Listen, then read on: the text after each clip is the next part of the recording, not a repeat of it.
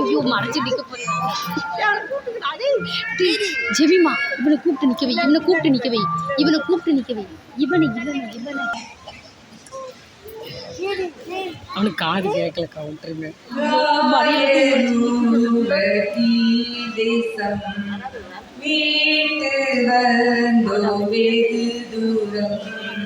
கையில் காணிக்கை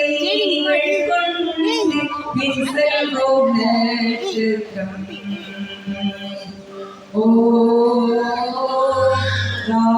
ராவிஞ்சோதி நட்சத்திரம் ஆச்சரிய நட்சத்திரம் நீ தம்படி காட்டி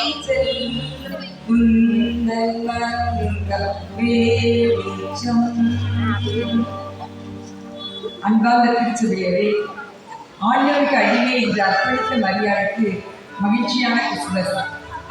பரிசுத்தமான இயேசு பாலகனை நம் குழந்தையை போல பேணி பாதுகாத்து அந்த குழந்தையை காப்பதற்காக ஈர்த்துக்கு போய் திரும்பவுமாய் இஸ்ரவேல் தேசத்துக்கு திரும்பி வந்த யோசேப்புக்கு அது மகிழ்ச்சியான கிறிஸ்துமஸ். தீவிரமாய் தரிசித்து தீவிரமாய் பிரசித்தப்படுத்தின மேய்ப்பர்களுக்கு அது இனிமையான கிறிஸ்துமஸ். நட்சத்திரத்தின் வழிநடத்துதால் ஆனந்த மகிழ்ச்சி அடைந்து சாஸ்தாங்கமாய் வணங்கிய வானசாஸ்திரிகளுக்கு அது மகிழ்ச்சியான பிறப்பின் பண்டிகை. இஸ்ரவேலுக்கு மகிமையாகவும் புறஜாதிக்கு ஒளியாகவும் சகல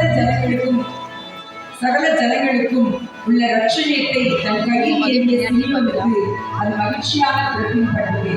இரவும் பகலும் ஆராதித்த 24 வயது அன்னாளுக்கு அது மகிழ்ச்சியான பிறப்பின் பண்டிகை.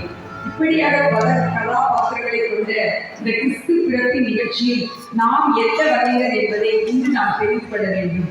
இயேசு கிறிஸ்துவின் 2ஆம் வருகையை எதிர்நோக்கி இருக்கிற நமக்கு இந்த கதாபாத்திரங்களின் வாழ்க்கை ஒரு சவாலாக உள்ளது. இதை பின்பற்றி நாம் இந்த கிறிஸ்துவை புது ஒரு நினைவுடன் நாம் கொண்டாடும் போது அது மகிழ்ச்சியான கிறிஸ்துமஸாக இருக்கும்.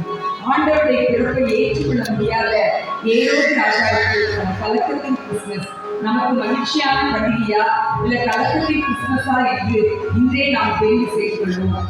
ஒவ்வொருவருக்கும் இனிதான கிறிஸ்துமஸ் வாழ்த்துக்கள்.